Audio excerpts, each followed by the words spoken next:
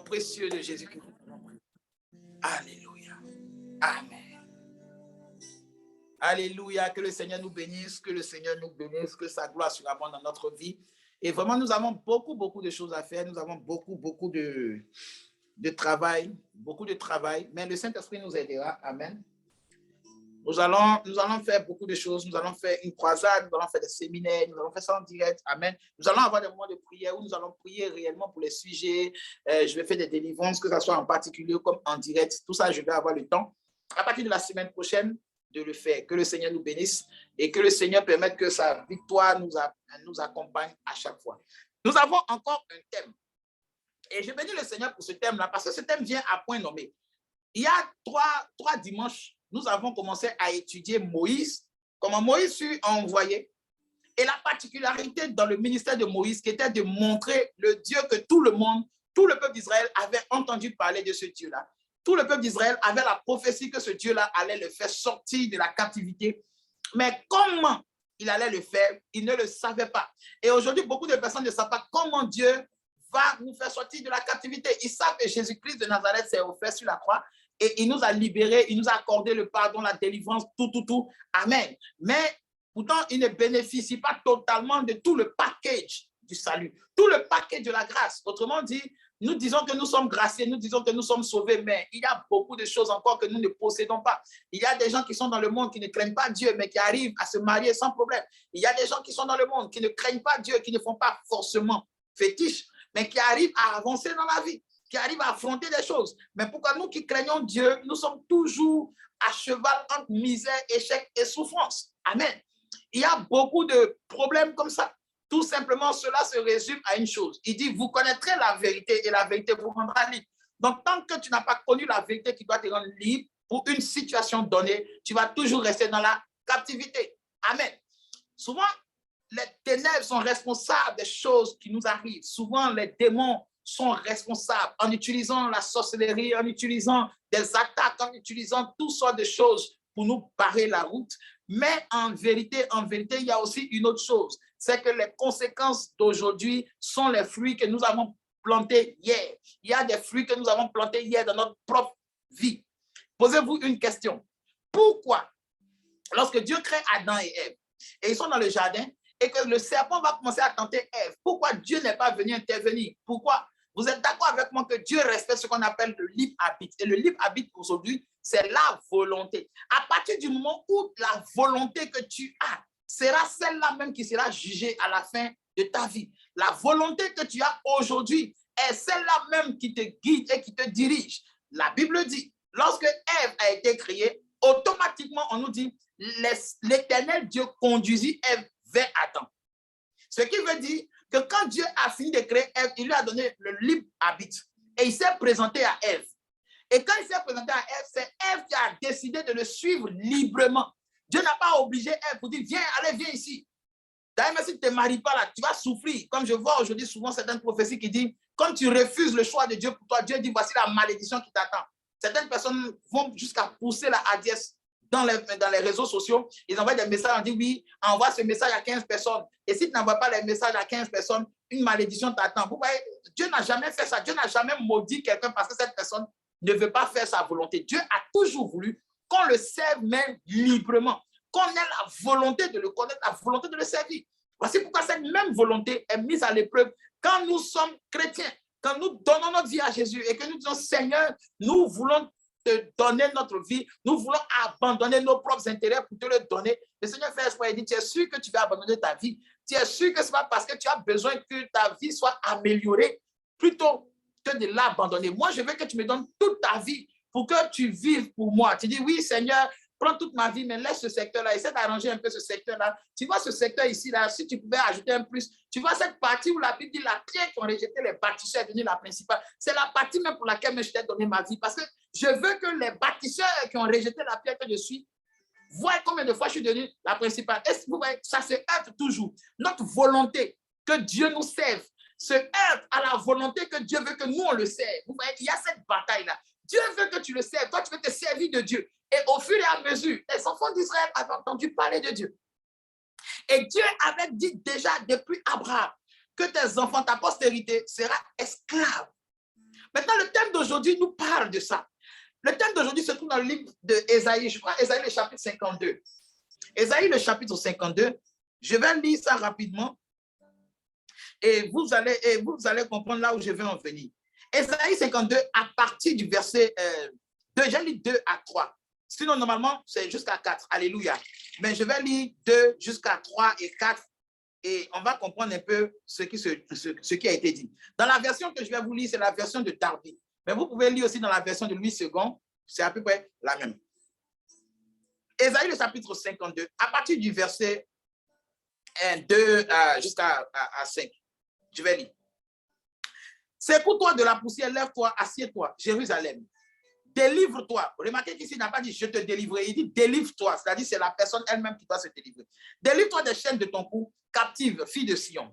Car ainsi parle l'Éternel, vous vous êtes vendus pour rien. C'est gratuitement que vous avez été vendus et vous serez rachetés sans argent. Dans d'autres versions, c'est vous serez rachetés sans aucun prix, sans argent. Maintenant, verset 4, il dit, car ainsi dit le Seigneur, mon peuple est descendu en Égypte au commencement pour y séjourner et l'Assyrien l'a opprimé sans cause. Et vous allez voir maintenant. Verset 5, il dit, et maintenant qu'ai-je à faire ici, dit l'Éternel, que mon peuple ait été enlevé gratuitement. Ceux qui dominent sur lui le font hurler, dit l'Éternel, et mon nom est continuellement blasphémé tout le jour. Amen. Amen, amen. Ok, je vais vous expliquer un peu la raison pour laquelle ce verset m'a été livré et l'impact prophétique que cela doit avoir dans votre vie. J'ai commencé la prédication en vous parlant de la volonté que vous avez, le libre arbitre. Quand vous, par exemple, vous meniez une vie, même si cette vie n'était pas assez belle, mais c'était votre vie, où vous pouvez décider de ce que vous voulez manger, ce que vous voulez porter, la boisson que vous voulez boire, la vie que vous voulez. Et il y avait des choses quand même si vous étiez incapable de faire, mais vous ne pouviez pas vous plaindre de votre condition. Parce que même si vous n'avez pas décidé de venir au monde, il y a au moins des choix dans la vie que vous avez fait de votre propre arbitre. Alors vous êtes content lorsque ces choix-là se transforment en conséquences. Vous pouvez pleinement vivre ces conséquences. Ça veut dire quoi? Ça veut dire, par exemple, si moi j'ai choisi d'avoir un enfant avec un monsieur, même si ce monsieur-là, il me trompe, même si ce monsieur et moi, nous ne sommes pas ensemble, demain, je lèverai ces enfants parce que j'ai décidé, j'ai choisi librement d'avoir des enfants avec ce monsieur. Donc, même si cet amour que je voulais vivre avec lui, même si cela ne se passe pas, mais j'ai décidé, j'ai eu l'occasion, j'ai eu la volonté, je n'ai pas été forcé, mais j'ai accepté pleinement. Et c'est ça que vous devez garder en tête, que Satan même pour vous attaquer ne vous forcera jamais. Satan ne va pas forcer. Si Dieu lui-même ne force pas l'homme, Satan ne peut pas forcer. Amen. Parce que Satan copie ce que Dieu fait. Mais qu'est-ce que Satan fait? Qu'est-ce que les esprits font? Qu'est-ce que Satan a fait? Lorsque Satan a tenté la première création pour la première fois, Ève, qu'est-ce qu'il a fait à Ève? A-t-il forcé Ève à tenter à manger le fruit? Non. A-t-il serré le cou de Ève? Non. Est-il apparu dans les songes de Esther et de Ève pour dire, oh Ève, ainsi parle l'Éternel? Non. Qu'est-ce qu'il a fait? Il s'est simplement présenté à elle et il lui a parlé. Parce que la meilleure chose qui peut influencer votre volonté, c'est ce que vous entendez, ce qu'on vous dit, ce qui arrive à marquer votre esprit. Je vais parler encore dans un autre domaine. Beaucoup de milliardaires aujourd'hui, je ne peux pas dire leur nom, mais il y a beaucoup de milliardaires aujourd'hui qui sont nés pauvres et misérables, qui ont échoué et qui ont trouvé des difficultés, les mêmes difficultés que nous traversons aujourd'hui, et qui avaient les mêmes ambitions de réussir comme toi et moi. Mais qu'est-ce qui a fait la différence? C'est que ces personnes-là n'ont pas laissé les autres les convaincre.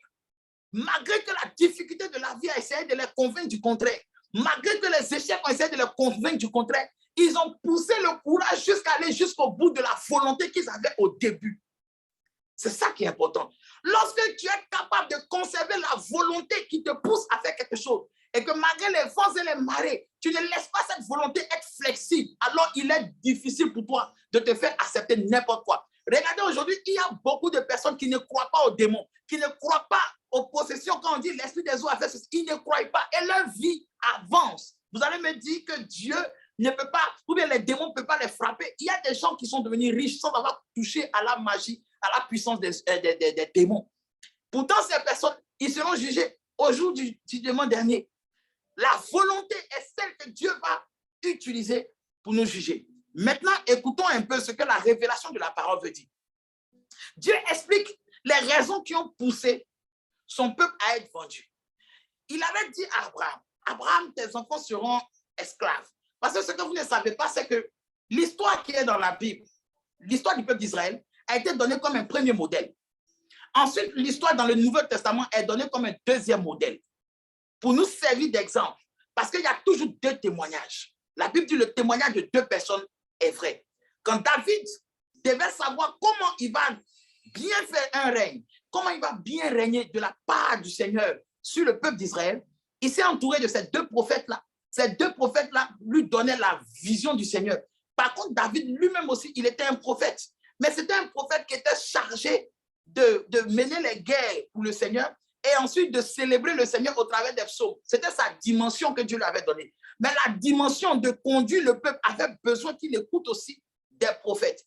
Et ces deux prophètes-là représentent quoi dans notre vie? Ces deux prophètes représentent ce qu'on appelle la parole écrite et la parole révélée. La parole écrite, c'est la Bible que nous la lisons. Elle est notre boussole. David dit, car ta parole est une lumière qui éclaire mes sentiers. Elle est la boussole.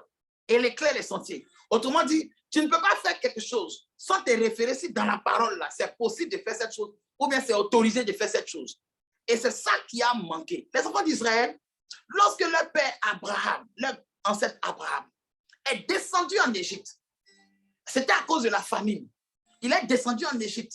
Et là-bas, il a failli perdre sa femme. Il a perdu sa femme. Oh, la femme représente la gloire de l'homme, ce que dit la Bible. Il a failli perdre sa femme. Et qu'est-ce qui a fait qu'Abraham a failli perdre sa femme? Ce n'est pas le fait qu'il soit descendu en Égypte. Mais quand il est arrivé en Égypte, les faveurs que le roi d'Égypte, Pharaon, lui proposait, ont fait fléchir sa pensée, ont fait fléchir sa volonté. J'insiste encore sur le fait de fléchir la volonté et de conserver la volonté d'origine. Vous allez comprendre ça plus tard. Alléluia. Certaines personnes me disent, mais comment un démon peut agir dans ma vie sans que je le sache? Comment un démon peut me pousser à faire ceci, cela? Un démon ne peut pas réellement te pousser à faire quelque chose que tu n'as pas envie de faire. C'est impossible. Un démon ne peut pas t'obliger. Par exemple, il y a des personnes à l'église d'une révélation, soit pour dire que tu as un esprit de sorcellerie ou bien tu as un démon des eaux qui te fatigue. Quand on dit ça, tu sais ce que ça crée en toi.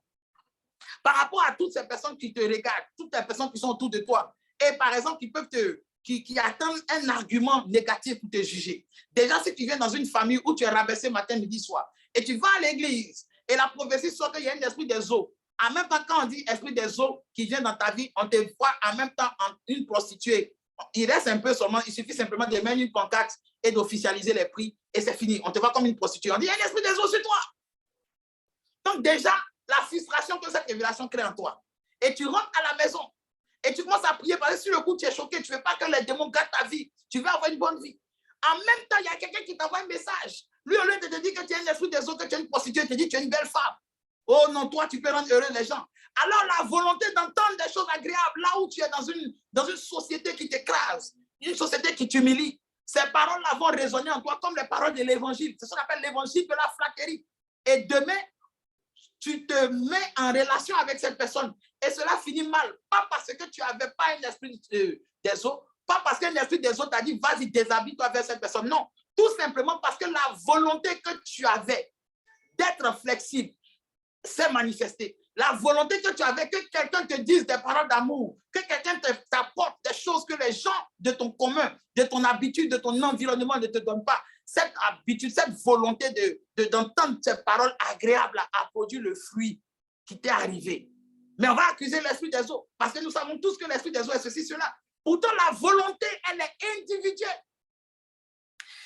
Est-ce que quand vous lisez la Bible, Jésus dit, avant qu'il aille mourir, il dit, Simon, toi et puis Jean, Satan vous a réclamé pour vous cribler le fondement. Amen. Mais il n'a pas dit, Judas, Satan t'a réclamé. Pourquoi il n'a pas dit ça? La Bible nous dit, lorsqu'il a donné le morceau de pain trempé dans le vinaigre, quand il a donné à Judas, Satan est entré en Judas. Ça veut dire que par la nourriture simplement, Satan est entré en Judas. Pourquoi? Parce que cette nourriture-là le permettait d'entrer dans le cœur de Judas. Maintenant, quelle est la nourriture qui peut entrer en nous? La Bible dit, la foi vient de ce qu'on entend. Et ce qu'on entend vient de la parole de Dieu. Qu'est-ce qui a amené les enfants d'Israël à aller se vendre devant les Syriens? Et la Bible dit c'est gratuitement. Vous savez, quand on regarde un peu les concepts de vendre et d'acheter, il y a toujours un coût. On ne peut pas vendre quelque chose gratuitement. Il faut qu'il y ait un coût. Peu importe la valeur du coût. Mais il faut qu'il y ait un coût. C'est les principes même du commerce. Et Dieu dit, lorsque les enfants d'Israël sont allés se vendre à l'Assyrien, ils n'avaient pas fixé de prix. Il n'y avait pas de prix. C'est-à-dire le prix pour lequel ils se sont vendus, c'était un prix sans aucune somme. Maintenant, réfléchissons un peu. Comment quelqu'un qui est conscient peut-il aller se vendre sans fixer un prix? Amen. Jésus va dire plus tard que c'est de la manière que vous serez servi, que vous serez mesuré, que vous serez servi. De la manière que l'on va vous mesurer, c'est de cette manière qu'on va vous servir. C'est Jésus lui-même qui va dire. C'est-à-dire que quand quelqu'un lui-même, il va être considéré là, c'est en fonction de la considération que lui-même se donne. Donc, si tu t'es vendu moins cher, on va te vendre, on va t'acheter moins cher. Si tu t'es vendu à un haut prix, on t'achètera un haut prix. Il y a des personnes aujourd'hui qui connaissent leur valeur et qui n'attendent pas forcément d'avoir un haut niveau pour fixer leur valeur. Mais dès le début de leur vie, que ce soit leur vie chrétienne comme leur vie physique, leur oui est oui, leur non est non. Et ces personnes-là, les gens les respectent beaucoup. Ce n'est pas tout le monde qui fléchit devant le péché. Ce n'est pas tout le monde qui fléchit devant la prostitution. Ce n'est pas tout le monde qui fléchit devant la corruption. Ce n'est pas tout le monde qui attend que Dieu leur promette quelque chose avant de dire non à l'abomination. Ce n'est pas tout le monde.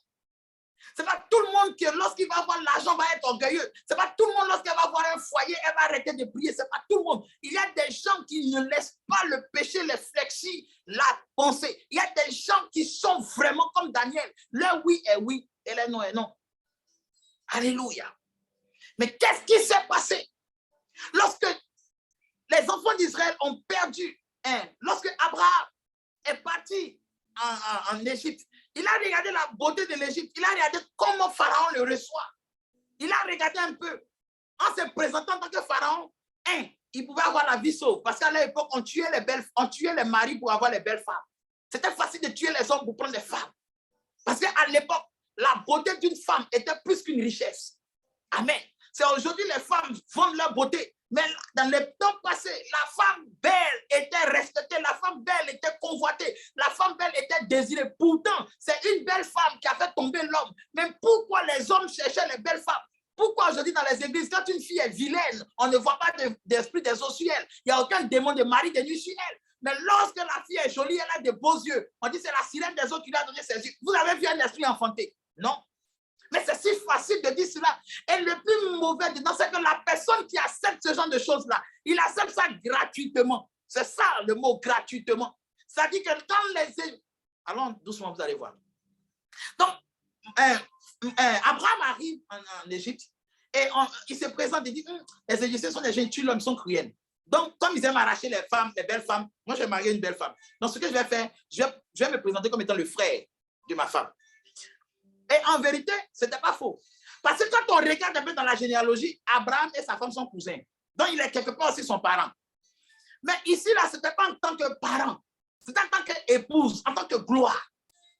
Et cette nature-là, cette volonté d'échapper à la persécution, là, échapper à la faim, échapper à la persécution des hommes, là, cette nature-là, nous l'avons héritée, nous les chrétiens d'aujourd'hui. On a cette nature en nous de vouloir échapper à la persécution, de vouloir un Dieu qui répond à nos désirs, un Dieu qui nous défend, un Dieu qui ne permet pas qu'on nous fasse le mal. Mais la Bible dit, si tu marches dans le feu, là tu ne te brûleras pas.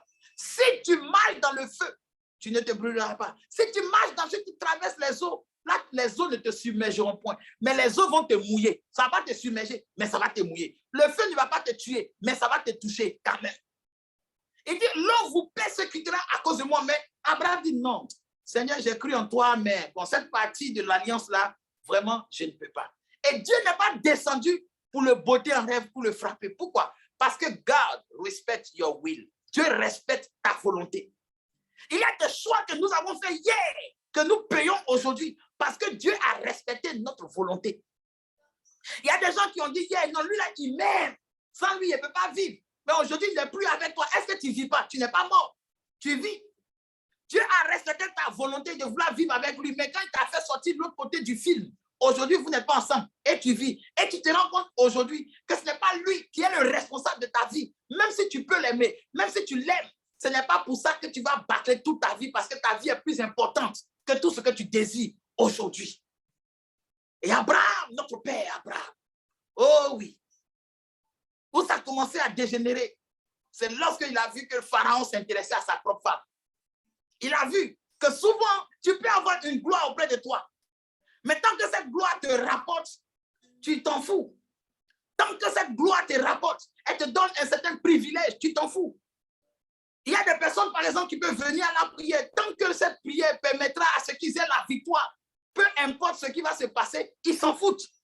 Même si on leur dit, sacrifie un peu de ton temps, sacrifie un peu le jeûne, sacrifie un peu ceci, cela, il s'en fout, il est prêt. Pourquoi? Tant que ça rapporte, on peut être chrétien. C'est comme si un homme disait que tant que lui, il arrive à coucher avec toi, tant qu'il arrive à avoir ce que toi, tu lui donnes, que tu sois une femme fidèle, que tu sois une femme instruite, que tu sois une femme qui atteint ses projets, lui, ça ne l'intéresse pas. Mais la partie qu'il ne va pas aimer, c'est la partie où il perd les privilèges que tu lui donnes. Quand Abraham a vu que les privilèges qu'il avait avec Sarah, ces privilèges, il va les perdre, alors Abraham a commencé à entrer dans tous ces états. Et c'est là, la fidélité de Dieu est intervenue. Oh, qu'il est fidèle.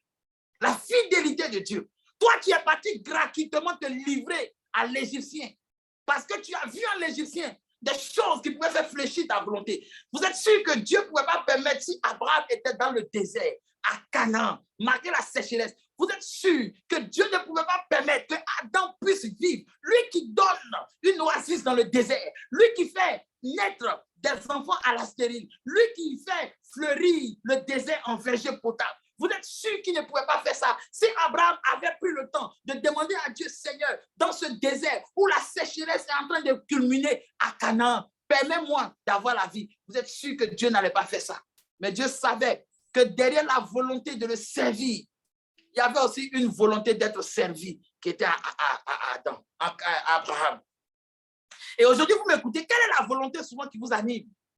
Et c'est cette volonté souvent qui vous amène à vous vendre à vos ennemis. C'est cette volonté qui amène Satan à avoir accès à des choses que l'argent ne peut pas payer dans votre vie. Parce que derrière chaque chose que vous faites, la source, la motivation qui vous pousse à faire certaines choses, souvent ces motivations peuvent être flexibles. C'est-à-dire on peut changer ta motivation. Quand quelqu'un n'est pas encore guéri des problèmes qu'il a eus, des problèmes sentimentaux, des blessures de son cœur, et cette personne-là se jette dans un foyer, vous pensez que ce foyer-là sera bien? Laissons un peu les tribulations venant de l'ennemi. Quand Dieu dit, vous aurez les tribulations de la chair, il n'a pas dit vous aurez les tribulations de Satan. Il dit, vous aurez les tribulations de la chair. Maintenant, il y a un verset de la Bible qui vous dit, qu'est-ce que sont les désirs de la chair? Et c'est ces désirs-là qui vont vous persécuter. Or, les désirs de la chair sont quoi? La jalousie, l'égoïsme, le mensonge, la gourmandise, toutes ces choses-là, ça va agir dans votre vie. C'est ça maintenant que les démons vont s'occuper de ça. Ils vont saisir, dire, mais écoutez, celle-là, elle-même, elle aime la nourriture. Donc, passons par la nourriture pour l'embobiner. Celle-là, elle aime les palabres. Passons par les palabres pour l'embobiner. Voilà, les démons, la force d'un envoûtement, la force d'un esprit dans la vie d'une personne, c'est la capacité que cet esprit a de lui faire des choses pensant que cette personne a fait ce qu'elle veut. Je reprends. Un esprit impur se demeure dans ta vie, il résiste dans ta vie, il grandit, il grossit dans ta vie selon la capacité qu'il a de te faire croire que ce que lui, il veut, lui, le démon veut là, c'est ce que toi, tu veux en réalité. Satan voulait que Ève mange le fruit, mais il ne pouvait pas lui dire directement mange le fruit. Mais il a fait en sorte qu'elle-même décide de par sa propre volonté qu'elle doit manger le fruit. Et cela se résume à un seul verset. Ève ouvrit les yeux. Donc ses yeux étaient fermés. Qu'est-ce que ça signifie? Ève ouvrit les yeux sur le fruit. Il a s'agi simplement, il a s'agi seulement, il a fait simplement question de pouvoir vanter les mérites du fruit, les qualités du fruit, les profits du fruit, le bienfait des fruits. Ça a amené immédiatement Ève à voir le fruit comme étant beau. C'est-à-dire, c'est un fruit, quand elle est venue au monde, on lui a dit, ça c'est mauvais, ça là c'est pas bon. Ou ça là tu manges, tu meurs. Ou ça là. Donc quelque chose qui a été peint comme étant mauvais. Mais que Satan a réussi à flexer ta volonté, non pas en se déshabillant, non pas en disant, Ève, tu seras la plus belle. Ève, tu vas voir, ton mari va t'aimer encore plus. Non. Qu'est-ce qu'il a fait? Il a saisi quelque chose qui était déjà dans sa volonté. Et ça sera l'occasion, lorsque je ferai le séminaire sur le mariage, je vais vous expliquer un peu ce qui se passe. Souvent, vous héritez des caractères et vous ne savez pas d'où ces caractères viennent. Il y a des personnes qui pensent que être chrétien, ça veut dire que tu es calme, tu es timide. Oh non, ça va. Non, la Bible dit que vous avez reçu un esprit, mais pas un esprit de timidité, un esprit de puissance. Donc, le plus souvent, là, derrière ceux qui sont timides à l'église, ce n'est pas Ce n'est pas l'esprit de Dieu, c'est ton caractère qui est comme ça. Parce que la Bible dit que nous avons reçu un esprit de puissance. Nous n'avons pas reçu un esprit de timidité. Mais je connais des chrétiens qui sont timides, des chrétiens qui, si toi-même tu ne les provoques pas là, ils ne peuvent pas passer. Mais ces personnes, il faut leur arracher un mari. Il faut essayer de concurrencer leur zone de confort. Il faut essayer d'attaquer le poste qu'ils envisagent. C'est là que tu les vas sortir de la timidité. Mais cette réaction, ce n'est pas l'esprit. Ce n'est pas l'esprit. Ce n'est pas l'esprit. C'est tout, sauf l'esprit. Alléluia. Le peuple d'Israël, lorsqu'ils sont arrivés en Égypte, c'est aussi par la même raison, la famine. La famine, qu'est-ce que ça fait? Qu'est-ce que la faim fait? Qu'est-ce que le besoin fait? Aujourd'hui, tu peux être dans un niveau où tellement tu as besoin de quelque chose. Tu as tellement besoin qu'on t'aide que tu es prêt à accepter n'importe quoi. Tu vas voir des personnes qui savent bien qu'ils ont pris des prières. Ils sont allés à gauche, à droite, en haut, en bas. Ils ont fait toutes sortes de prières. Ils n'ont pas été exaucés. Mais comme ils ont besoin d'être exaucés, si on leur dit que il y a un gars là, bon, c'est qu'il est un peu bizarre, mais comme peut-être c'est l'affaire de Dieu là, mais allons-y. Plein de personnes, que ce soit des chrétiens aujourd'hui, se cachent pour aller voir des féticheurs, se cachent pour aller voir des marabouts, se cachent pour aller voir des gens qui savent qu'ils ne sont pas de Dieu. Mais tout simplement parce que le besoin, la famille qu'ils ont a réussi à fléchir leur volonté. Parce qu'ils doivent coûte que coûte être exaucés. Le désir d'être exaucé est plus grand que le désir que Dieu a de leur faire comprendre des choses dans la situation qu'ils traversent. La Bible n'a-t-elle pas dit que la main de l'Éternel n'est pas courte pour nous aider? Mais si Dieu lui-même ne décide pas de t'aider, qui pourra t'aider? Si Dieu lui-même ne décide pas de te secourir, qui va pouvoir te secourir? Il n'y a aucun autre secours si ce n'est venant d'Élohim. C'est pourquoi lorsque le secours de l'Éternel tarde, pose-toi la question, qu'est-ce que le Seigneur veut que je comprenne? Qu'est-ce qu'il veut que je sache? Est-ce que je n'ai pas ouvert mon cœur à autre chose? Est-ce que le désir d'être exaucé ne m'a pas amené à accepter n'importe quoi dans ma vie? Ou bien suis-je resté vraiment serein et imperturbable sur la volonté que j'avais depuis le début? La Bible nous montre plein d'exemples comme ça. Quand Naomi quittait Israël pour aller avec sa famille, son nom signifiait douceur. Elle était dans le bonheur. Elle pouvait bénir le Seigneur, être à l'église tous les jours, faire des offrandes. Mais lorsque le malheur l'a atteint, elle a dit, enlevez le nom douceur, appelez-moi Mara, qui veut dire amer. Mais c'est au moment où elle était convaincue que tout était amer, c'est dans ce moment-là même que Dieu lui-même a fait sortir la joie, le sucre dans sa vie. C'est très intéressant de voir à quel moment Dieu commence à nous racheter. Au moment où nous avons complètement fini de nous vendre sans prix, gratuitement. Lorsque les enfants d'Israël sont descendus, ils ont trouvé Joseph.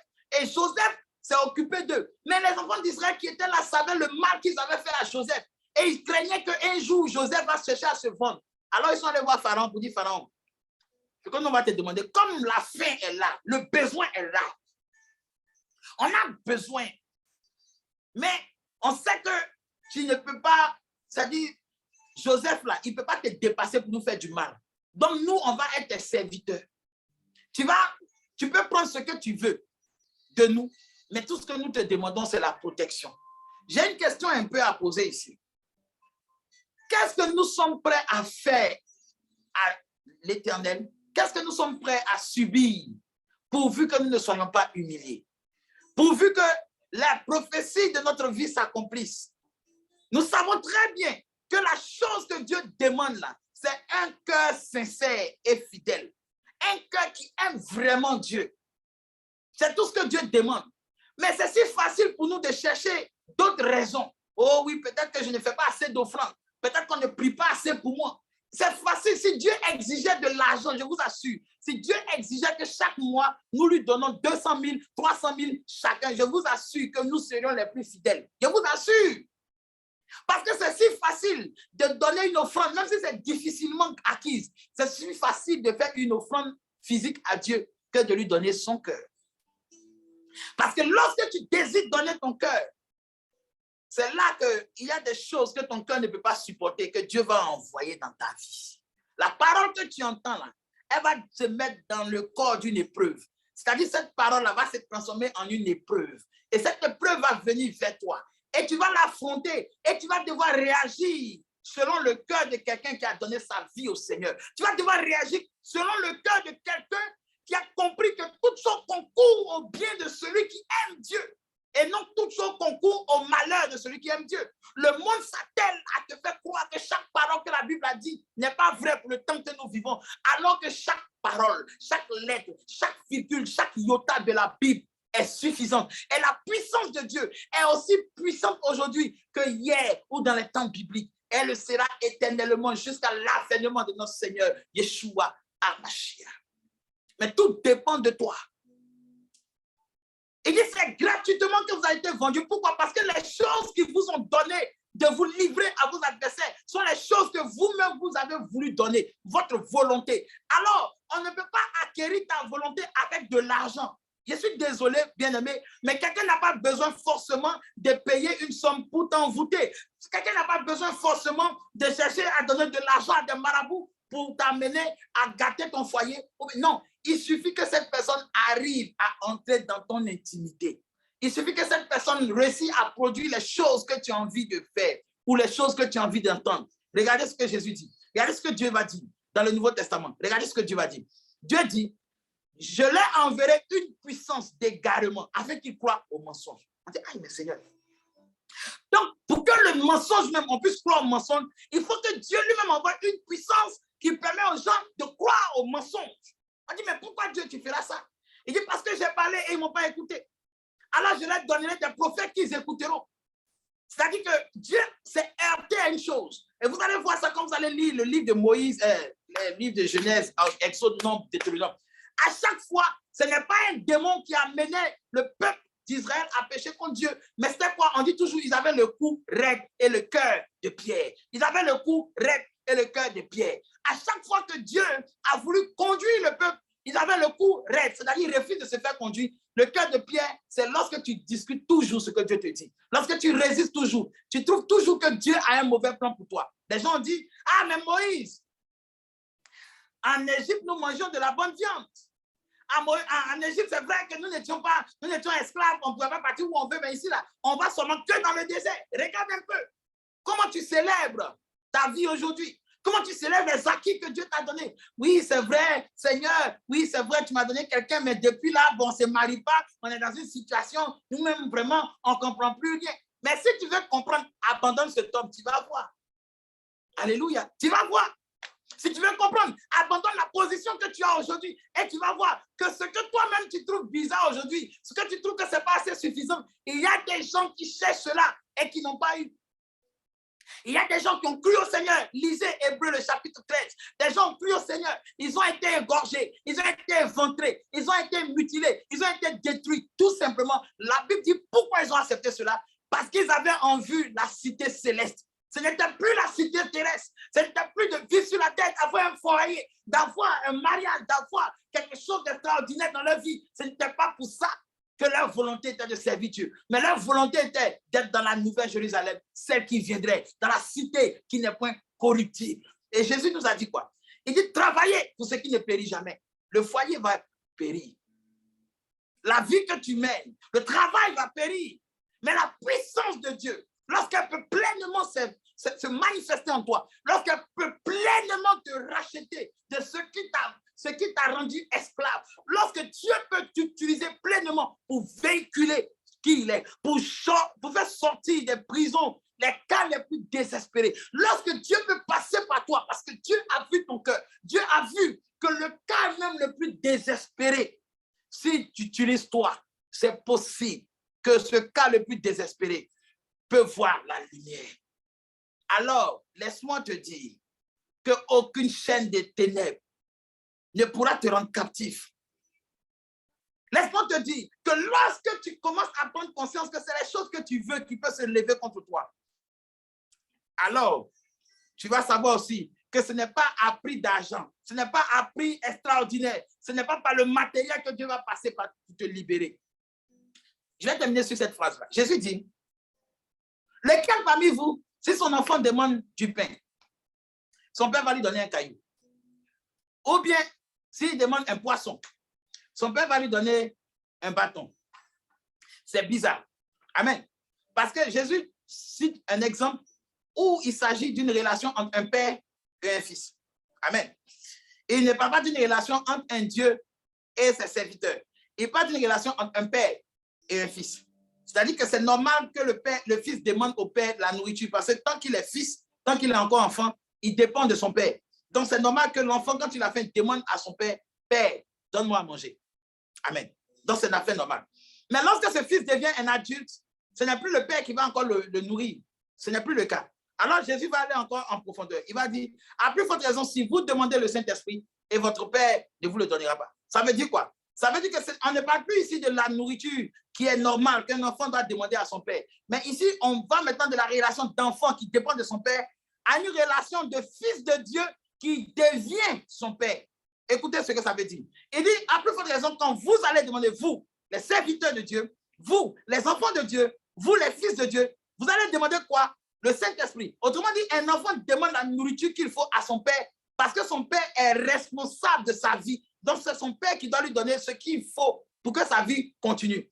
Alors, le même principe, le Dieu que nous adorons, quand nous devenons son fils et son enfant, il est responsable de notre vie. La Bible dit, c'est en lui qu'il y a le mouvement, la vie et l'être.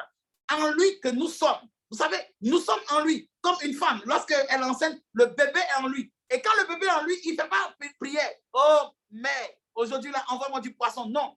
Mais lorsqu'il a besoin, il saisit les entrailles de la mère. Et la mère sent automatiquement le désir. Et lorsqu'elle se nourrit, la nourriture qu'elle prend entre en lui. Ainsi donc, Jésus dit, lorsque nous allons demander ce que nous devons demander, qui va rendre notre joie parfaite, c'est le Saint-Esprit, l'abondance du Saint-Esprit. Mais le Saint-Esprit ici, dans notre conception, c'est le parler en langue. C'est voir les choses dans le spirituel. Le Saint-Esprit, c'est une personne, la personne de Christ qui grandit en nous et qui nous donne une connaissance, un esprit supérieur. Le Saint-Esprit, il peut t'apprendre à cuisiner. Le Saint-Esprit, il peut t'apprendre à avoir des diplômes. Le Saint-Esprit, il peut t'apprendre à aller dans des endroits où les gens ont besoin de gens intellectuels. Le Saint-Esprit peut te révéler des gâteaux, des modèles, des choses qui vont prendre le succès plus tard. Le Saint-Esprit, il est illimité. Il est illimité. C'est à toi maintenant de vouloir connaître ce Saint-Esprit et de rendre ta volonté inflexible pour que rien n'arrive à te rendre captif. Voici ce pourquoi le Seigneur avait permis que les enfants d'Israël aillent en Égypte. Il avait permis qu'ils partent en Égypte pour voir la différence. Lorsque tu es conduit par ta propre volonté, même si tu as l'appel de Dieu sur ta vie, même si tu as la promesse de Dieu sur ta vie, lorsque tu viens servir Dieu, mais te servir de Dieu pour avoir les choses, et lorsque tu viens pour que Dieu lui-même soit vraiment glorifié dans ta vie, c'est gratuitement qu'ils se sont vendus. Personne ne l'a vendu. Satan n'est pas descendu dans le cœur des Égyptiens pour dire, allez, attaquez les enfants d'Israël, qui se vendent à vous. Non. Mais eux-mêmes se sont vendus simplement parce qu'ils avaient en eux une volonté d'outrepasser le service de Dieu, qui nécessitait certaines persécutions, qui nécessitaient certaines failles. Ils devaient être stables ou bien ils devaient rester dans une certaine position. Imaginez-vous, vous êtes en train de perdre un foyer, ou bien vous êtes en train de perdre une grâce, vous êtes en train de perdre un poste. Et Dieu ne veut même pas que vous partiez ailleurs. Alors que là où vous restez là, on continue de vous humilier, on continue de vous chasser. Mais vous êtes là, vous êtes là, vous êtes là, vous êtes là. Ce n'est pas facile. Ce n'est pas facile. Vous allez faire des rêves où les gens vous diront non, laisse tomber, allez, va-t'en. Ce n'est pas facile. Mais si vous arrivez à céder, ce n'est pas Dieu que vous écoutez. Vous écoutez les gens qui sont devenus Dieu dans votre vie. Pensez-vous que Dieu est muet? Dieu ne parle-t-il pas? Dieu peut-il laisser quelqu'un mentir en son nom sans réagir? Si Dieu veut que vous quittiez une relation, si Dieu veut que vous quittiez un endroit, il sera capable de vous parler parce que c'est lui qui est le créateur de l'homme. Il connaît l'homme. Si Dieu a parlé à Pharaon, pourquoi il ne va pas te parler? Dieu dit, je vais endurcir le cœur de Pharaon. Comment Dieu va descendre? Comment Dieu peut endurcir le cœur de Pharaon? C'est parce qu'il connaît le cœur de Pharaon. Il connaît qui, lorsqu'il parle, Pharaon écoute. Souvent, vous aussi, c'est comme ça. Il y a des prophètes que Dieu permet que quand ils parlent, vous croyez. Mais il y a des prophètes, quand ils parlent, vous ne croyez pas. Donc, qui est Elohim? Pour que nous puissions dire que non, peut-être qu'il ne veut pas me parler, ou bien peut-être que non. C'est toi la concernée de ta vie. Toi le responsable de ta vie. Dieu n'arrive même pas à te dire ce que tu dois faire. Alors tu sais que tu comptes sur lui. Alors tu sais que tu n'as personne d'autre. Alors tu sais que c'est sa volonté que tu veux faire. Bien-aimé, cela veut dire tout simplement que Dieu met à l'épreuve ta volonté que tu as de le servir et de le connaître. Il fut plusieurs temps où quand je commence moi-même à prier, je dis, mais Seigneur, éclaire-moi. Seigneur, dirige-moi. Je n'ai pas de réponse. Mais quand il s'agit de de diriger quelqu'un ou de donner la direction de l'esprit pour la vie d'une personne, la réponse sort. Il dit, mais Seigneur, qu'est-ce qui se passe? Es-tu Dieu pour cette personne? Tu parles pour cette personne et tu ne me parles pas à moi. Mais c'est là que le verset qu'il a dit à Pierre, à Paul, c'est là que le verset devient encore lumineux pour moi. Ma grâce te suffit. Si tu es capable de diriger quelqu'un, c'est que tu seras capable aussi de te diriger. Parce que l'esprit qui parle en toi, qui dirige les gens, c'est ce même esprit qui est en toi. Donc, il est capable de diriger les gens, puis quand c'est à ton niveau là, il va ailleurs. Non. Faites-vous confiance, bien-aimés. Ne vous vendez pas gratuitement. Certaines personnes ont vendu leur gloire en expliquant plein de choses dans leur vie. Pourquoi? Pas parce qu'ils ne savaient pas que c'était des sorciers, non. Parce qu'ils avaient envie que quelqu'un les écoute, que quelqu'un les célèbre, que quelqu'un soit témoin du parcours de leur vie.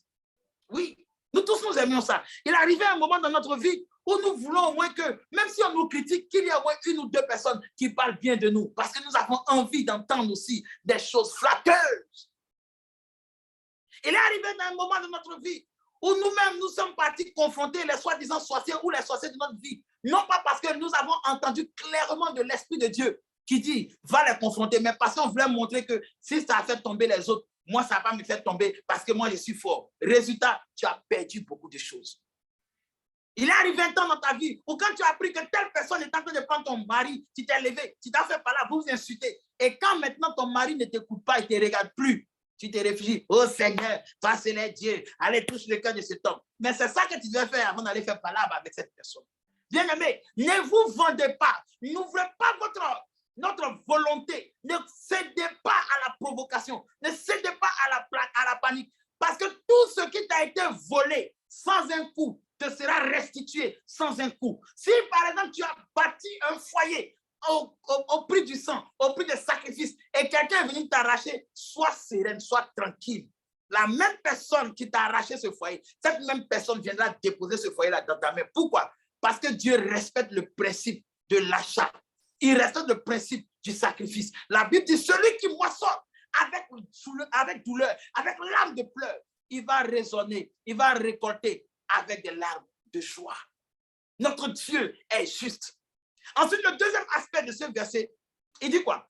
Il dit, c'est gratuitement que vous avez été vendu, ce n'est pas à prix d'argent que vous serez racheté. Cela veut dire que c'est de la même manière que vous avez été vendu. C'est de cette même manière que vous pouvez être racheté. De la manière que le démon t'a possédé là, c'est de cette même manière que le démon peut quitter ton corps. Il y a des gens, tu étais couché, le démon est venu te voir. Quand le démon est rentré là, il y a eu une différence automatiquement qui s'est passée dans ta vie. Tu as senti les effets de ce démon-là dans ta vie. Et lorsque on fait ta délivrance, forcément, il faut que ce démon se manifeste. Il y a des démons qui se manifestaient dans la Bible. Quand ils voyaient Jésus, ils criaient, ils tombaient, ils se manifestaient. Par contre, la Bible dit dans le livre, dans le Nouveau Testament, vous allez voir que certains démons se manifestent avec le temps. Ces démons-là sont l'une des catégories des démons les plus dangereux dans la vie d'un être vivant. Ce sont les démons qu'on appelle les démons guides. Ce sont des démons, si vous remarquez souvent quand je suis en train de prier, je vous dis, priez, ordonnez à ce que des esprits qui parlent avec la voix de Dieu dans votre tête, dans votre esprit, dans votre vision, là, ordonnez que leur bouche garde silence. C'est les démons guides qui font ça. Les démons guides, qu'est-ce qu'ils font? Ce sont des démons qui parlent avec la voix de toi-même ta propre voix. Ils parlent avec la voix de ton cœur. Et quand ils parlent, ils te font savoir que ce qu'eux, ils savent de toi, c'est ce que tu es en réalité. Par exemple, ce sont les démons guides qui te font dire, par exemple, quand tu es parti là, quand tu as appris là, depuis on prophétise, tu vois que ça arrive. Souvent, ce sont des voix comme ça qui parlent en toi. Tu vois, ce sont des voix qui sont en toi comme ça. Et quand ces voix-là parlent là, au fur et à mesure, ces voix, mais souvent te disent, il y a quelqu'un qui va venir te rendre visite. Et automatiquement, tu vois, il y a quelqu'un qui vient te rendre visite. Ce sont des voix, quand tu parles là, tu reconnais facilement ces voix-là. Parce que ces voix-là parlent selon ce que tu es. Tu vois, ils parlent selon tes envies. Ils parlent selon tes désirs. Ils parlent selon ce que tu as envie d'entendre. Et c'est très difficile pour toi de pouvoir faire la distinction de ces voix-là, ces démons guides-là. Parce que le plus souvent, ces démons guides-là sont ceux-là même qui te consolent lorsque tu es dans une difficulté. Lorsque, par exemple, tu traverses un moment où même tes propres amis ou tes proches s'éloignent de toi, ces démons-là sont là pour te consoler. C'est ça que je suis en train de vous expliquer. C'est ça que je te parle de la volonté. Parce que quand c'est un malheur qui vient et que tu sais que ce malheur est nécessaire pour toi, tu vas pleurer certes, mais tu vas savoir que je pleure parce que ça me fait mal, mais je ne pleure pas parce que je dois garder ça dans mon cœur. Non, les hommes sont mauvais. Les hommes sont mauvais. Les gens sont mauvais. Mais si tu vas te marier, c'est avec un homme. Si demain on doit t'enterrer, c'est un homme. Si demain tu as un problème à l'hôpital, c'est un homme qui va t'opérer. Amen. Les hommes sont mauvais. Jésus n'a même pas dit sur la croix. Mais tu vois, non, mais les hommes sont mauvais. Pourquoi? La Bible dit comme un mouton qu'on conduit à l'abattoir, il n'a pas ouvert la bouche. Et si donc tu es de cet enfant-là, quand cette persécution arrive, tu es censé ne pas ouvrir la bouche. Mais ce démon qui leur a dit, tu as vu, tu as donné ta confiance aux gens. Et regarde comment il te rembourse. Vraiment, l'homme est méchant. Toi, si tu es là maintenant, tu viens en featuring. Tu accompagnes. Il dit, c'est vrai, l'homme est méchant. Désormais, c'est fini. Je n'ai plus donné ma confiance à quelqu'un. Alors que c'est cette attitude que Dieu fait que tu conserves. Parce que lui-même, malgré que tu es méchant envers lui, malgré que tu n'es pas fidèle envers lui, il ne change pas sa bonté envers toi. Wow, my God. Ah oui, cette parole nous concerne nous tous. Nous voulons ressembler à Christ ou bien nous voulons nous servir de Christ pour nous ressembler. Si nous voulons ressembler à Christ et que la puissance de Christ doit se révéler à nous, alors tout ce qui est arrivé à Christ va nous arriver. Et toutes les attitudes que Christ a manifestées, nous sommes obligés de réagir pareil pour que la puissance de Dieu nous libère. Lorsque les enfants d'Israël étaient en train de crier, en train de souffrir, en train de pleurer, Moïse était dans le palais. C'est là même qui faisait les pédicures, manicures. C'est là même qui prenait les vrais bains. Est-ce que Dieu ne voyait-il pas que son peuple souffrait? Mais Dieu savait que quelqu'un qui souffre, ce n'est pas la souffrance qui le fait souffrir, mais c'est la connaissance de pourquoi il souffre. C'est ça qui lui fera souffrir. Est-ce que tu sais pourquoi Dieu te fait passer par là? Est-ce que tu sais pourquoi Dieu ne permet pas que tu sois esclave de normes, esclave d'une situation, esclave d'une zone de confort? Aujourd'hui, tu es capable de dire non, même si on te propose des millions pour souiller ton corps, tu es capable de dire non. Mais cette attitude n'est pas venue comme ça. Cette attitude est venue au prix de certains sacrifices, au prix de certaines choses qui sont quittées dans tes yeux. C'est un jargon ivoirien. Quand on dit quelque chose est quitté dans tes yeux, c'est-à-dire l'amour, le goût que tu avais pour cette chose-là. La souffrance a enlevé ça dans tes yeux. Oui, il y a des femmes qui aimaient tellement s'habiller. Elles aimaient tellement bien s'habiller. Ce n'est pas parce que c'était forcément un démon qui leur disait « habille-toi bien », mais elles aimaient ça, elles aimaient bien s'habiller. Mais aujourd'hui, là, le niveau de vie qu'elles ont là, même si elles ont porté un jean, un tricot, une seule camisole pour un mois, ça leur suffit. Qu'est-ce qui a fait cet évangile-là? Qu'est-ce qui a fait que cet état a été atteint? C'est quoi? It's life. Experiences of life. Les expériences de la vie. Car Dieu se sert de la vie pour t'éduquer. Car Dieu se sert de ce que tu vis pour te faire comprendre qu'il y a des choses qui seront nécessaires. Il y a des choses qui méritent que tu donnes tout ton être. Il y a des choses qui ne méritent même pas que tu te focalises dessus. Car voici les signes qui accompagneront ceux qui auront cru. Il dit, je ne te délaisserai point. Je ne t'abandonnerai point. Je serai avec vous jusqu'à la fin du monde. Oh, béni sois-tu, Adonai. Béni sois-tu, El Shaddai. Béni sois-tu, toi, le rocher de notre foi. Père, tu sais comment nous arrivons à nous vendre. Oh, ça, j'ai dit à ma camarade, c'est ça, c'est servi contre moi. Ce n'est pas ta camarade, mais le lien qui t'a poussé à avoir une telle amitié, c'est ça que tu dois revoir dans ta vie.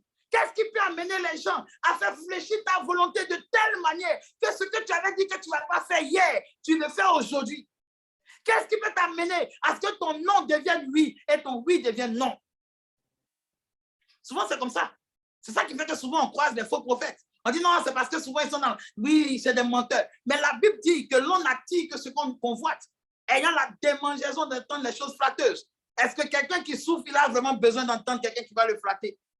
Mais dans quelle mesure quelqu'un qui souffre, quelqu'un qui a des problèmes, peut attirer un menteur, un escroc dans sa vie? À partir du moment où, derrière ces problèmes-là, cette personne ne réalise pas que son véritable problème, c'est qu'il veut des choses, mais ces choses-là vont le conduire à la détresse. Et Dieu ne veut pas que les choses pernicieuses lui arrivent. Comme je le disais au début, tu viens à l'église où tu vas trouver du repos, où au moins tu vas trouver de l'amour et de la considération. On te dit ainsi par l'Éternel, tu es sorcier, tu es sorcière. Tu t'assois là, tu dis, aïe, mais pourtant je ne mange pas chair humaine. Pourtant par rapport à ce que moi j'essaie de la sorcellerie, je ne fais pas ça. Ah vraiment, ah vraiment. Maintenant quand tu vas dans le monde là, les gens ne te jugent pas. Dans le monde, on dit, ma copine, viens, c'est toi, on attendait même. Tiens cette boisson, tiens ceci. Quand tu as des problèmes, ils sont là. Quand tu as besoin de réconfort, ils sont là. Mais pourquoi sont-ils là? Ils sont là parce qu'ils savent qu'il y a une volonté en toi qui n'accepte pas d'être nu. Il y a une volonté en toi qui n'accepte pas de porter le mauvais rôle. Pourtant, le Christ lui-même a porté le mauvais rôle.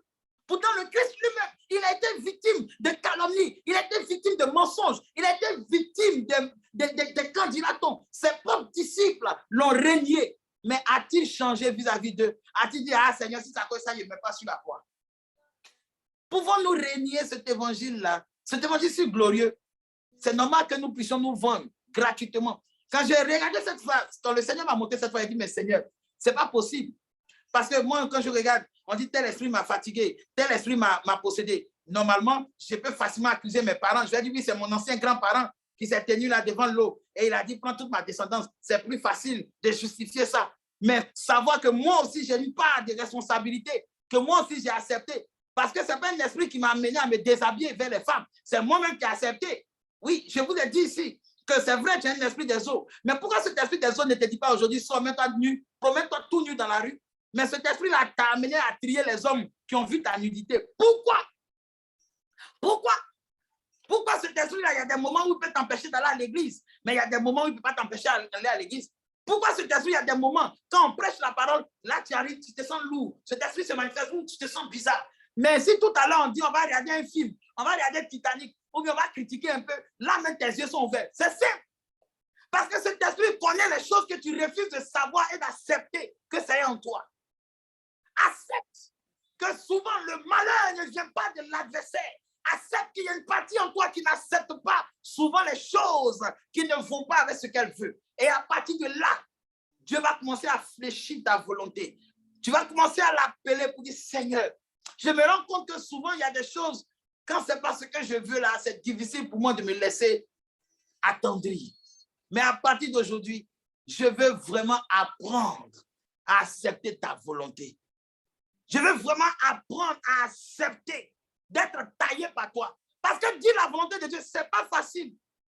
Un homme que toi, tu as aimé, tu as aidé, tu as chouchouté, tu as fait tout pour lui. Et puis dans la volonté de Dieu, il doit partir et c'est des années plus tard, ses yeux vont s'ouvrir. Ce n'est pas facile. Si tu ne l'as pas aimé à ce point-là, là, tu vas dire, d'accord. Mais ce n'est pas facile. De même que cela n'a pas été facile pour Dieu de fermer la bouche pendant 400 ans et d'attendre que Moïse vienne avant de faire sortir son peuple. Et il fait sortir le peuple. Le même peuple qu'il a fait sortir, là, chaque jour, dit, hey, Seigneur, on n'a pas encore mangé. Ah, Seigneur, on est fatigué. Ah, Seigneur, depuis là, ah, Seigneur, tu deviens une colonne de feu. Mais toujours, le feu, on nous attaque. Ah, Seigneur. Voilà. Vous devez comprendre. Qu'est-ce qui nous amène à nous vendre gratuitement? It's your will. C'est ta volonté. Alors, si c'est par cette volonté que tu as été livré à tes adversaires, c'est aussi de cette même manière que Dieu va te faire sortir de cela. Autrement dit, il n'y a aucun esprit impur qui peut exiger, si on ne te donne pas, si tu ne fais pas une offrande de 200 000, il ne va pas quitter ta vie. Il n'y a aucune offrande d'argent qui peut faire sortir un esprit de ta vie. Ne confondez pas la reconnaissance qu'il faut avoir du fait que Dieu a utilisé un serviteur de Dieu pour faire ta délivrance. Quand Jésus a fini de guérir les 10 lépreux, il y a un seul qui est venu lui dire merci. Et Jésus a demandé, les 9 autres là n'ont-ils pas été guéris? Pourquoi c'est celui-ci seulement qui est venu me dire merci? Donc la reconnaissance là, c'est ça qu'on va dire quand Dieu t'a fait du bien, souviens-toi de lui ou souviens-toi du serviteur qu'il a utilisé. Alors tu peux dire, bon homme de Dieu, vraiment, pour dire merci à Dieu pour cette prière et tout ça, voilà ce que j'offre au Seigneur. La reconnaissance, c'est ça qui donne l'offrande pour la liberté. Mais il n'y a pas d'offrande pour avoir la liberté. Il n'y en a pas. Parce que quand le démon est venu chez toi, là, il n'a pas payé un sou. Il n'a pas payé un sou. Mais il est resté par la volonté que tu as de savoir que tu es tellement faible que n'importe quel imbécile des démons peut t'avoir. Bien aimé, je me permets de les insulter un peu. Parce qu'il y a des démons qui sont vraiment impolis, qui sont vraiment misérables. Et quand on dit ces démons-là continuent de pulluler dans ta vie, alors que toi, avec l'âge que tu as, regarde l'âge que tu as, regarde aussi la vie chrétienne et la grâce que tu as. Regarde comment tu es incapable de faire beaucoup de choses. Mais prends une petite sorcière qui a à peine 5 ans, qui a à peine 2 ans, qui a à peine 3 ans, le nombre de vies qu'elle peut détruire par rapport à toi qui est très âgé et qui ne peut même pas être puissamment utilisé par Dieu, c'est une foutaise. C'est une foutaise, je vous ai dit la vérité. C'est une foutaise. La Bible dit qu'aucune femme n'a mis au monde un prophète plus grand que Jean-Baptiste dans sa génération. Mais pourtant, peu importe la grandeur de Jean-Baptiste, le plus petit dans le royaume des cieux était plus grand que lui. Autrement dit, le plus petit chrétien, qui n'est même pas capable de gêner comme Jean, il pouvait avoir la puissance que Jean n'a pas. Je vous laisse sur cette note-là, afin que vous sachiez que vous devez prendre votre position. Et vous ne devez pas être limité par ce qui limite les autres chrétiens qui ont accepté d'être endoctrinés par des prétextes fallacieux, par une grâce ou bien par un Dieu qui répond par l'offrande et par les sacrifices. C'est à toi de voir.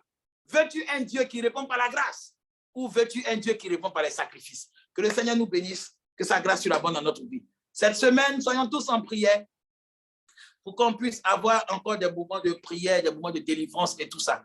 Et que nous puissions nous retrouver encore pour pouvoir détruire les fondements des ténèbres. Nous allons commencer des moments où je vais prêcher un peu sur le mariage, sur la vérité biblique selon les rapports, sur les conjoints et tout ça. Et que le Seigneur nous fortifie. Et on va prier. À partir d'aujourd'hui, toi qui sais que tu dois te marier là, il faut commencer à prier que le Seigneur t'accorde cette faveur-là. À partir de l'heure où l'Esprit de Dieu va désigner, prie. Ça ne veut pas dire que tu ne dois pas prier pour le travail, tout, mais comme depuis le jeudi, le Seigneur dit, ce n'est pas le travail qui est notre problème, mais nous devons prier pour que le célibat tombe. Donc nous allons prier pour que la mentalité de célibat qui est sur nous là, que cela tombe dans le nom de Jésus. Que le Seigneur vous bénisse, que sa grâce soit abonde dans votre vie. J'ai pris plaisir à parler avec vous. N'hésitez pas de vous abonner sur notre chaîne YouTube.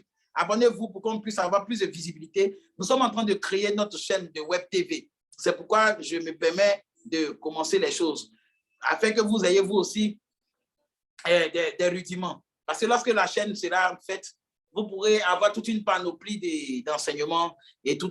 Et ça va faire que nous allons vraiment pouvoir faire des choses. Et j'envisage aussi de faire beaucoup de croisades dans des pays, dans des nations. Que le Seigneur nous bénisse, que sa grâce soit abonde dans votre vie et que vous receviez la paix. Je vous aime, shalom, shalom. Et je suis disponible en inbox pour les questions, pour les prières. Que le Seigneur vous garde. On est ensemble. Shalom, shalom. Au revoir.